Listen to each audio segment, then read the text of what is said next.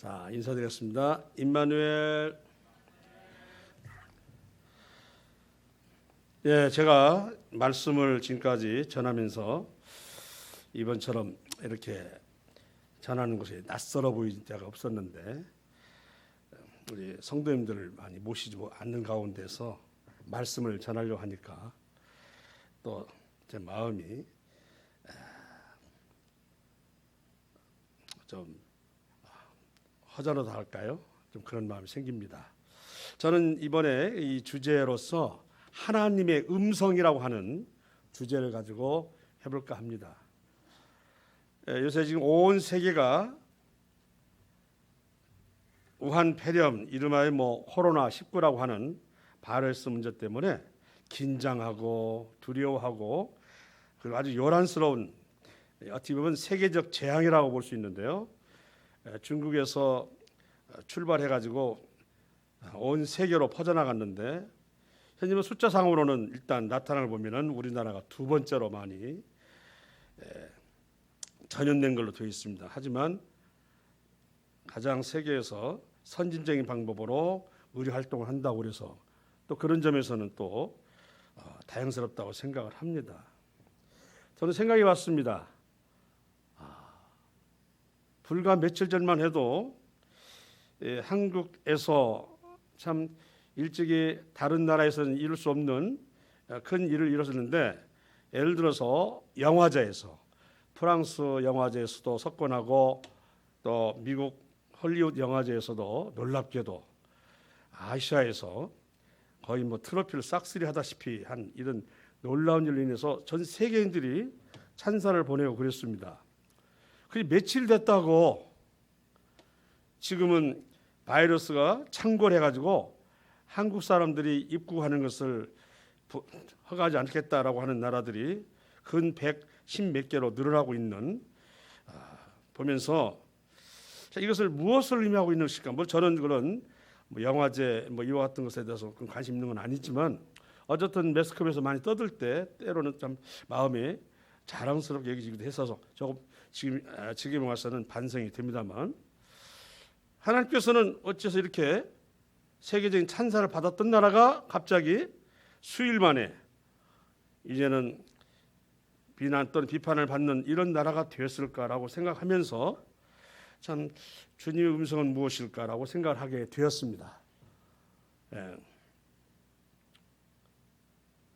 우한 폐렴이 우리에게 주는 그 교훈이 무엇일까?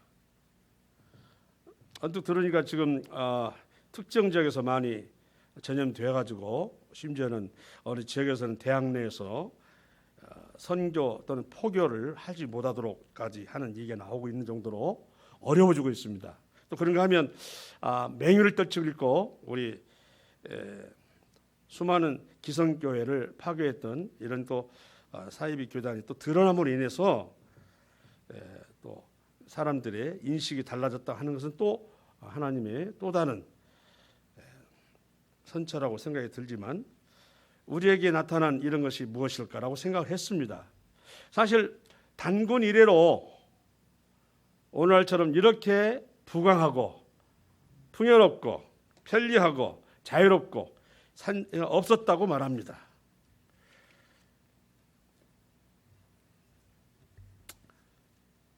그런데 여기에 비해서 우리의 신앙은 어떨까라고 생각을 했습니다.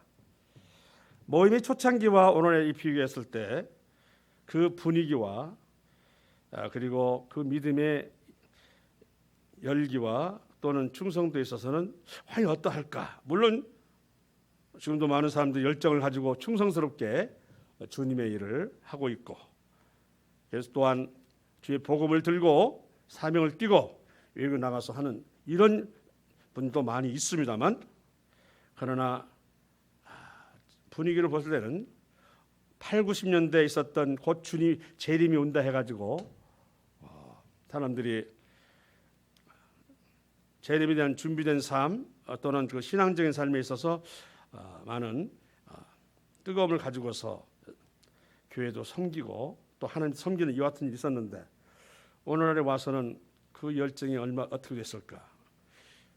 좀 과다하게 말한다면 어떤 때는 믿음이 바닥을 치고 있다라고 할 정도로 이렇게 신앙의 상태가 너무나 처져 있는 이와 같은 상태가 아닌가라고 생각을 합니다.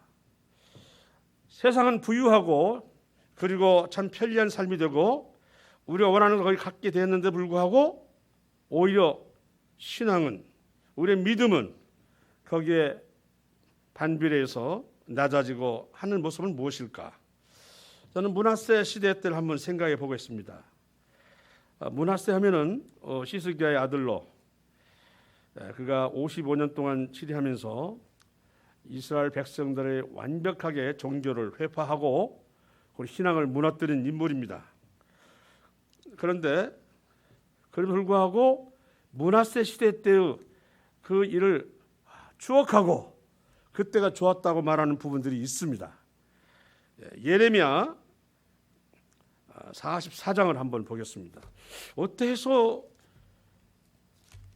므낫세 왕을 그리워하고 또 그 왕을 높이 평가하는가 하는 부분에 대해서는 한번 알고 싶습니다. 44장, 예레미야 44장 17절에서 23절을 보겠습니다.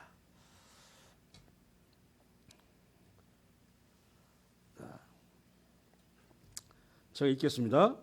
우리 입에서 낸 모든 말을 반드시 실행하여 우리가 본래 하던 것, 곧 우리와 우리 선조와 우리 왕들과 우리 고관들이 유다 성읍들과 예루살렘 거리에서 하던 대로 하늘의 여왕에게 분향하고 그 앞에 전제를 드리리라. 그때에는 우리가 먹을 것이 풍부하여 복을 받고 재난을 당하지 아니하였더니 우리가 하늘의 여왕에게 분향하고 그 앞에 전제 드리던 것을 패한 후부터는 모든 것이 궁핍하고 칼과 기근에 멸망을 당하였느니라 하며 여인들은 이르되 우리가 하늘의 여왕에게 분향하고 그 앞에 전제를 드릴 때 어찌 우리 남편의 허락이 없이 그의 형상과 같은 과자를 만들어 놓고 전제를 드렸냐 하는지라. 자, 여기에 보니까요, 이 시기가 므낫세 왕으로 이렇게 보여진다고 말씀하고 있는데요. 므낫세 시대 때 하늘 여왕에 분향하고 그 앞에 전제를 드렸는데 그때는 우리가 먹을 것이 풍부하며 복을 받고 재난을 당하지 아니하였더니. 우리가 이 므낫세 왕이 어떤 사람인가에 대해서는 열왕기 21장에서 보면 구체적으로 나와 있습니다. 한번 열왕기 하 21장을 보겠습니다.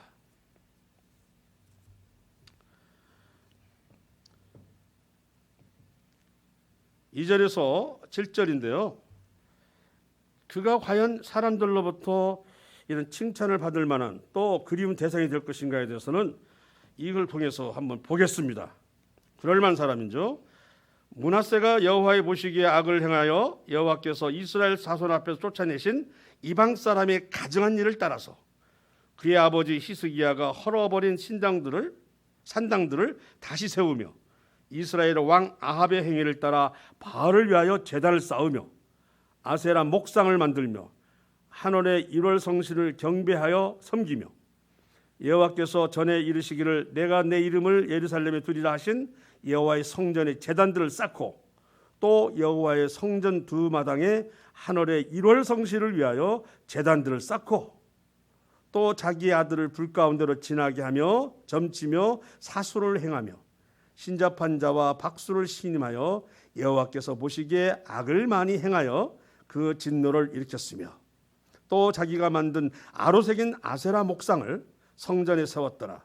옛적에 여호와께서 이 성전에 대하여 다윗과 그의 아들 솔로몬에게 이르시기를 내가 이스라엘 모든 지파 중에서 택한 이 성전과 예루살렘에 내 이름을 영원히 둘지라 했는. 자, 여기에 나타나 있는 므낫세의 그의 신앙 상태는 신앙이라고 말할 수가 없습니다. 그동안 그의 아버지 시스기야 때 쌓았던 모든 신앙과 그 종교가 한마디로 회파되고 파괴되는 장면이라고 볼 수 있습니다. 그리고 아수르나 나중에 생긴 바벨론에서 섬기던 이런 일월 성신, 또 가나안 땅에서 이루어지고 있는 바알상, 아세라, 이런 잡다한 신들, 그 외에도 점쟁이 또 박수무당을 요새 말하면 정치를 하는데 앞니를 점쳐보는 사람으로 보장화를 뒀든지 아마 이런 식의 그의 정치를 하고 있습니다. 우리가 볼 때는 이건 신앙적으로 볼 때는 어디 말종에 가까운 인물입니다. 그 인물이 예레미야 44장에서는 그때는 우리가 먹을 것이 풍부하며 복을 받고 재난을 당하지 아니하였더니라는 말이 나와요. 오늘날과 한번 생각해 보시기 바라겠습니다. 1월 성신을 모셨다. 바알상과 또 아세라 목상을 두고 또 섬겼다. 기타 박수무당과 점쟁이들을 곁에 두었다. 이는 우리가 신앙 가운데 가장 조심해야 할 우상들인데, 그 당시 시대상의 역할을 한번 보게 되면 시스기야 왕 때는 아수르와 대적을 했기 때문에 당시 세계를 지배하고 있던 아수르는 이 남유다 왕국의 국제 무역에 있어서는 거의 봉쇄와 다름없이 막았다고 그럽니다. 그래서 시스기야 왕가는 어찌 몰라도 일반 백성들의 삶은 매우 핍절했다는 얘기를 들은 적이 있는데, 그는 바로 당시 세계를 지배하고 있던 아수르를 멀리했기 때문인데요. 므낫세 왕은 그것을 봤는지 아수르 나라와 관계를 개선하면서 정도가 아니라 아수르 왕이 주변을 정복할 때 가서 용병으로 보내거나 때로는 필요한 전쟁 물자도 보내는 등 하면서 인심을 쌓았다고 하더라고요. 그래서 국제 무역을 할 수 있게 됐고, 어떤 품목은 남유다에서만 할 수 있도록 이렇게 배려를 해서 므낫세 왕 때에는 경제적으로는 굉장히 풍요로웠다고 합니다. 신앙적으로는 몹시 회파되고 거의 붕괴에 가깝지만 경제는 이렇게 호황을 이뤘다고 하는 것입니다. 온갖 신들을 모셨으니 그들을 위한 기념식 또는 축제는 말할 것 없고, 이런 향락과 환락의 그런 문화들이 넘쳤다고 이야기합니다. 오늘날 한번 비교를 해봅시다. 오늘 우리가 누리고 있는 부 한번 생각해 보시면 단군 이래로 이처럼 풍족하게 산 적이 없다고 했으니까 므낫세 때 시대를 한번 비교하셔 볼 수 있습니다. 그럼 그 반면에 문화적으로도 굉장히 한류라는 이름으로 전 세계에 퍼져나가고 있습니다. 어떤 아이돌은 영국과 미국의 앨범 차트를 석권했다는 등, 아까 말씀드렸던 영화제에서는 미국 백인이 아닌 아시아에서 이런 상을 받는, 싹쓸이하는 상을 받는 놀라운 일로 인해서 세계인들이 찬사를 보냈던 이 일이었지만, 이것은 우리가 엄격히 말하면 하나님의 신앙과는 너무나 멀습니다. 이런 영화를 추구하는 사람들의 그 주제가 될수록 하나님을 배척하고, 그리고 배도하며 우리 인간을 신의 어느 정도 수준으로 올리는, 너 자신을 죽이는 너다. 우리 아이돌의, 요새 전 세계를 휩쓸고 있는 그 아이돌의 주제가 너 자신을 사랑하라 하는 이런 부분들이, 우리는 하나님을 섬겼을 때 이로부터는 은혜 가운데서 누리는 이 평강과 평강이 우리에게는 참으로 바라는 우리 소망일진데, 여기에 비한다면 너무나 엄청난 거리가 있는 것입니다. 이 므낫세 왕이 당시에 남유다인들이 섬겨왔던 여호와 하나님의 사상에서 거리를 두고 그동안 억눌렀고 배척해왔던 바알, 아세라 이런 성신을 섬기는 이런 가운데서 경제는 굉장히 부강했다고 하는 것을 보면 오늘날과 비교했을 때 뭐가 다른 점이 있겠습니까? 저는 그래서 앞서도 불과 며칠 전만 해도 한국이 이룬 그런 문화적인 업적은 대단하다 해가지고 세계인들이 그렇게 말했다고 저는 신문이나 TV에서 연일 집중적으로 하는 것을 봤습니다. 그런데 불과 며칠 만에 이제는 한국으로부터 들어오는 사람들을 막아야 된다고 이렇게 해서 입국자를 막는 이와 같은 신세로 전락한 이것은 분명히 하나님께서 우리에게 들려주는 음성이 있으며 어찌 보면 징계에 가깝다고 말할 수 있는 것입니다. 하나님께서는 오늘날 우리에게 보여주시는 그 교훈이 무엇인가? 저는 이 문화세 때 그 치세를 보면서 너무나 흡사하고 비슷하구나. 여기 나와 있는 사람들이 먹을 것이 풍부하고 복을 받고 재난을 당하지 아니하였다고 이렇게 막 하늘의 여왕에게 분양했던 그게 아세라 신 아니겠습니까? 그것을 그리워하고 있는 거예요. 그리고 이제 종교 개혁을 했던 요시야 왕 때는 이와 같은 풍요로움이 가시고 그래가지고 이제 종교 신앙적인 면에서 사람들이 깨어나기를 바라고 검소한 삶을 하다 보니까 여기에 대해서 이들이 이렇게 문화세를 그리워하면서 현재의 삶을 비판하고 있는 것입니다. 하나님께서는 너무나도 극명하게 두 가지 것을 두고 우리나라에게 보여주는 이것을 보면서 그러면 이대로 우리는 내쳐 이대로 끝내야 되는 것인가 라고 하는 생각을 갖습니다.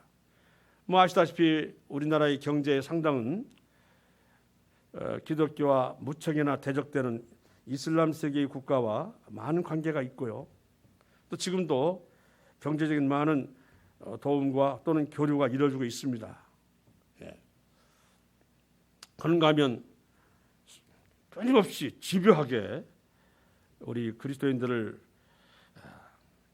핍박이라고 볼 수밖에 없는 동성혼이랄지 성소수자 우대에 대한 이런 법을 계속 만들려고 추구하는 이와 같은 일들이 문화세 시대의 그 당시를 보는 듯하다라는 생각이 든 것입니다. 우리가 이와 같은 어려운 상을 맞을 때 아마 대부분 우리 성도님들은 다른 어느 때보다도 열심히 기도하고 있을 것입니다. 저는 이 나라를 위해서 기도하지만 우리 교회 안에 이런 전염성으로 인해서 교회가 어려움을 당하지 않도록 그렇게 그 어느 때보다도 간절히 기도하고 있는 중입니다. 우리가 하고 있는 이 집회, 예배 이와 같은 것은 참 끊어지는 것이 굉장히 마음이 아픕니다. 그래서 우리가 직장 생활을 하고 또는 기타 필요한 일에 가서는 열심히 하면서 교회 이와 같은 집회는 전염병 때문에 멈춰야 되는 이런 일에 대해서 많은 고민도 하고 있습니다. 하나님께서는 어느 쪽을 원하실까? 그래서 참 생각을 해봤습니다. 요한복음 6장 27절에는 이런 말씀이 나옵니다. 너희들은 썩을 양식을 위해 몰두하지 말고 영생하도록 하는 양식을 위하여 하라라고 하는 것입니다. 생각을 해봤습니다. 교회 예배를 우리가 딱 앉는다. 그러면 다 집에서 이루고 있느냐? 그건 아니고 직장 생활도 해야 할 것이며 때론 필요한 데 가서 봐야 될 것이며 일상생활을 해야 될 거 아닙니까? 그것은 그대로 하고 하는 문제에 있어서 근데 그와 같은 것에 대해서 우리가 마음에 짐이 없다면 문제가 있는 것입니다. 저는 굉장히 짐을 가지고 있는데 하나님을 섬기며 영광을 돌려드리는 이와 같은 일에 있어서 세상의 전염성 때문에 우리가 이 마음이 이렇게까지 낮아져 있는가라는 생각을 하면서 오늘의 이 주제를 함께 나누기를 원했던 것입니다. 우리 출애굽기 15장 25절과 26절에서 이제 우리가 어떻게 하면 이 어려운 상황에서 일어날 수 있는가? 그 답은 나와 있습니다. 어떤 답이냐고요? 믿음을 회복하는 것이겠죠. 신앙을 다시 정립하는 일입니다. 15장 25, 26절을 한번 읽겠습니다. 모세가 여호와께 부르짖었더니 여호와께서 그에게 한 나무를 가리키시니 그가 물에 던지니 물이 달게 되었더라. 거기서 여호와께서 그들을 위하여 법도와 율례를 정하시고 그들을 시험하실세. 아시다시피 마라라고 하는 지역에 그 쓴 물이 있어서 갈증 나던 이스라엘 백성들이 마실 수가 없으니까 이제 모세에게 원망해서 외치니까 모세가 또 하나님께 부르짖었어요. 그래서 하나님 한 나무를 가리켜서 그 나무를 던졌더니 물이 달게 되었더라.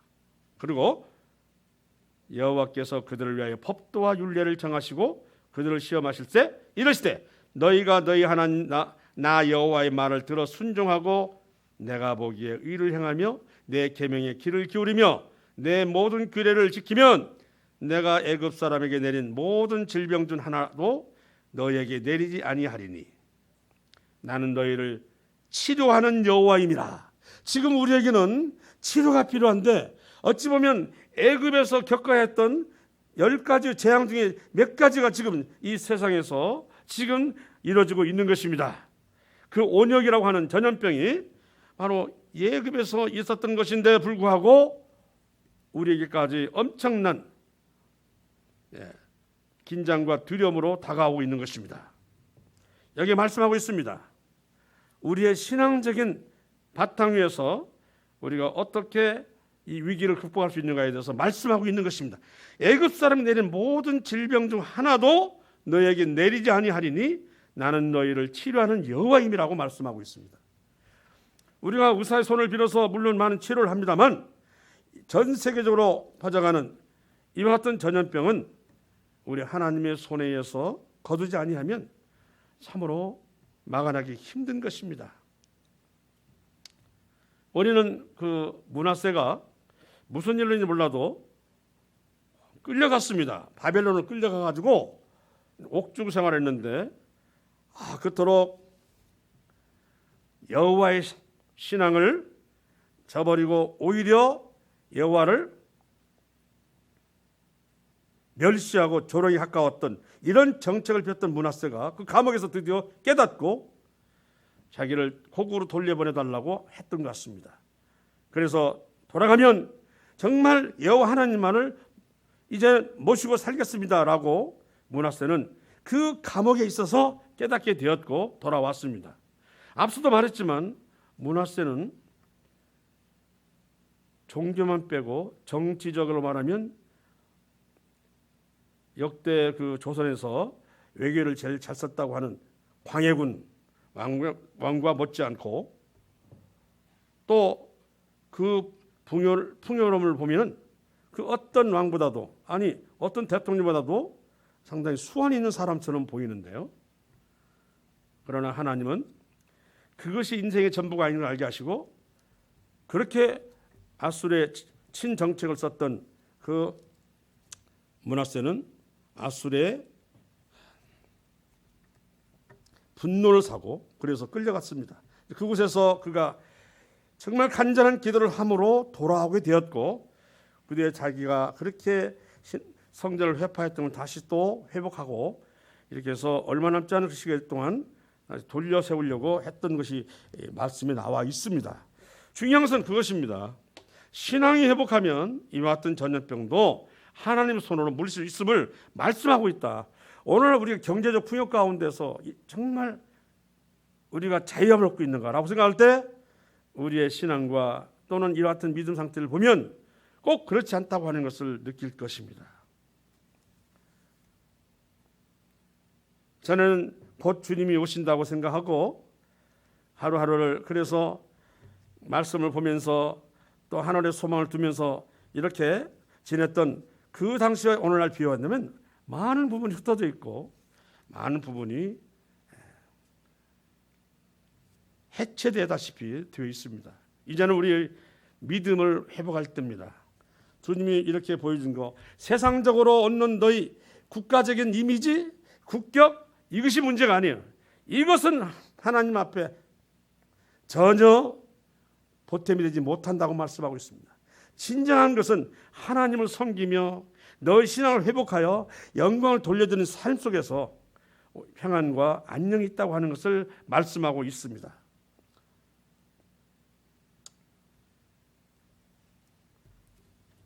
남유다 왕국이 멸망하고 다시 예언대로 70년이 된 뒤에 그들은 옛 이스라엘 땅으로 돌아갔습니다. 그들이 해야 했던 것은 성전을 재건하는 일이었습니다. 자신들이 살해할 집도 집이지만 먼저 무너진 신앙부터 회복을 했어야 했습니다. 그래서 스룹바벨은 아마 그래서 성전 재건에 대해서 그렇게 힘을 썼습니다. 그러나 오랜 동안 타인들이 와서 지배한 그 땅에 다시 이스라엘 백성들이 예전에 살았던 그 일들을 회복시키고 이제 성전도 재건하니까 얼마나 반대가 심하겠습니까? 에스라서 4장에 보면은 방백 르흠과 서기관 심세 중심이 되고 당시 또 백성 중에서 존귀하다 일컫는 오수남발 등 이런 사람들이 외압과 모함이 꽤 있었습니다. 저는 생각해 봅니다. 당시 그 땅을 먼저 점령하고 있으면서 이제 막 돌아온 이스라엘 사람들에게 그 성전을 짓는 것을 이처럼 핍박하고 심지어 아닥사스다 왕에게 이들이 다시 이런 성전을 재건하면 또 예전처럼 왕을 모반할 것입니다. 막 이렇게 이제 투서를 하는 이럴 때 오늘날 우리가 생각할 때 지금 때가 아닌가? 이와 같은 우리가 피하고 볼 일이 아닌가? 라고 생각할 수도 있겠다. 80년대, 90년대는 그렇게 생각하지 않았던 것 같은데 오늘날에 와서는 그렇게 물러주는 거예요. 마음도 내려가고 이런 것은 예전만한 그런 신앙이 아니었다라고 저는 생각을 하게 되는 것입니다.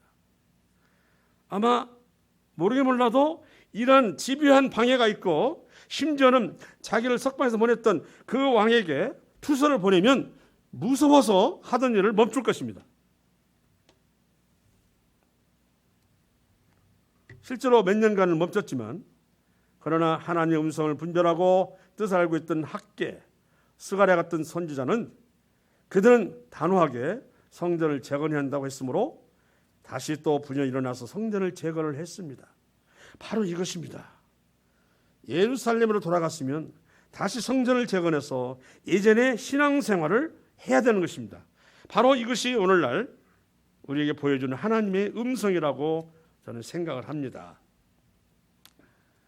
현재 우리가 이 어려운 전염성 코로나19 때문에 참 많은 사람들이 근심하고 있고 긴장하고 있습니다. 그래서 교회적으로도 너무나 많이 이 부분에 대해서 기도하고 있고 저 또한 간절하게 하고 있는데 이와 같은 것들은 바로 우리 신앙을 다시 옛날처럼 뜨겁고 열정 있는 신앙으로 이제 회복시킬 수 있는 그 같은 기초가 되는 것이고 출발점이 될 수 있다고 생각을 합니다. 이와 같은 고난은 이걸로 싹쓸이 해서 죽음으로 몰아가는 것이 아니고 우리 하나님께서 놀랍게도 여기에는 우리에게 주시는 교훈이 있는 것입니다. 세상에서 누리는 환락 또는 부유 또는 풍요로운 편리함 이것은 정말 아무것도 아니라고 하는 것을 그 전염병 아래 사람들이 얼마나 거기에 대해서 잘 대처하고 있느냐 봐라 하고 보여주고 있는 것입니다. 과학의 발달을 이뤘다고 그렇게 자랑하지만 그 안에 쩔쩔매고 있는 것이 오늘 현실입니다. 하나님께서 돕지 아니하시면 안 되는 이 부분을 너무나 잘 보여주고 있는 것입니다. 자, 베드로전서 4장을 보시면서 우리 하나님이 이와 같은 징계를 통해서 말씀하시고 있는 것을 더 정확히 한번 살펴보기를 원합니다.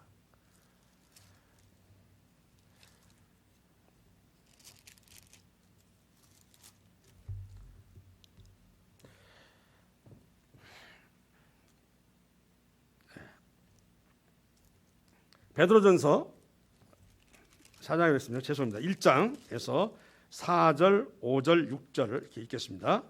1장입니다. 죄송합니다. 다 찾으시면 읽겠습니다. 썩지 않고 더럽지 않고 쇠하지 아니하는 유업을 잊게 하시라니 곧 너희를 위하여 하늘에 간직하신 것이라. 너희는 말세에 나타내기로 예비하신 구원을 얻기 위하여 믿음으로 말미암아 하나님의 능력으로 보호하심을 받았느니라. 그러므로 너희가 이제 여러 가지 시험으로 말미암아 잠깐 근심하게 되지 않을 수 없으나 오히려 크게 기뻐하는도다. 주님이 주시는 이 음성을 제대로 들으면 우리는 지금 잠깐의 근심일 뿐이며 오히려 이 일이 전화위복이 돼서 큰 기쁨이 된다고 말씀하고 있습니다. 너희를 위해 하늘에 간직하신 것이 바로 유업이라고 그랬습니다. 그 유업은 썩지 않고 더럽지 않고 쇠하지 아니한다고 말씀하고 있습니다. 지금은 말세인데 말세 예비하신 구원을 얻기 위하여 믿음으로 말미암아 하나님 능력으로 보호하심을 받았다고 그랬습니다. 우리 성도들은 이 말씀의 대상이 되고 있는 것입니다. 그래서 하나님께서는 이와 같은 세상의 어려움 가운데서도 성도에 대한 사랑과 그의 보호를 계속해서 말씀으로 들려주므로 우리는 결코 이와 같은 일에 근심하거나 두려워하거나 하지 말라고 말씀하고 있습니다.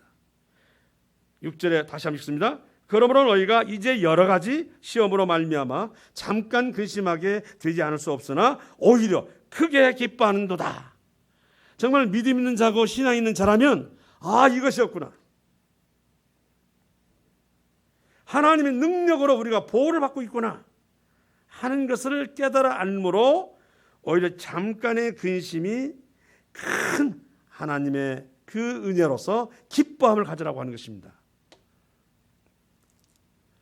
믿지 아니한 사람에게는 당연히 두려움이요 공포입니다. 그러나 하나님께서는 분명히 믿는 자예요. 너희는 바로 당신님의 자녀들을 두고 하신 말씀입니다. 하나님의 능력으로 보호하심을 받았다고 말씀하고 있습니다. 이제 온 세계를 떠들썩하고 또는 근심케 하고 걱정케 하는 긴장케 하는 이 전염은 이제 우리에게는 다시 한번 믿음을 재정립하고 회복함으로 이번 기도를 통해서 하나님의 소망을 두고 나아가는 이와 같이 되기를 원하시는 하나님의 뜻인 줄을 믿습니다. 방금 베드로전서에 나왔던 것처럼 이와 같은 속에서 하나님께서는 계속해서 보호하고 계시고 그리고 우리는 때가 되면 하나님의 능력으로 이제 하늘나라에 올라가는 이와 같은 은혜를 입는다고 말씀함으로 인해서 세상 사람들이 근심할지라도 너희는 근심하지 말고 오히려 기뻐하라고 말씀하고 있습니다. 이 말씀도 제가 전하고 있지만 받을 만한 믿음을 가진 사람에게 아마 체험적으로 다가올 것입니다. 이런 말씀을 지금 겉으로는 그 전염병이 온 우리나라를 힘을고 있지만 이 말씀을 통해서 마음이 트이고 그래서 마음에 다시 희열이 일어나고 기쁨을 받는 이런 놀라운 믿음이 회복되기를 원합니다. 오늘날 보여주는 하나님의 그 음성은 다시 한번 말씀드리지만 근심하지 말라. 우리 이를 통해서 믿는 자여 너희는 크게 기뻐하라고 하는 것에 대해서 우리는 위로를 받아야 할 것입니다. 이게 들려주신 하나님 앞에 참으로 감사를 드립니다. 이상으로 이 말씀 마치겠습니다. 수고하셨습니다.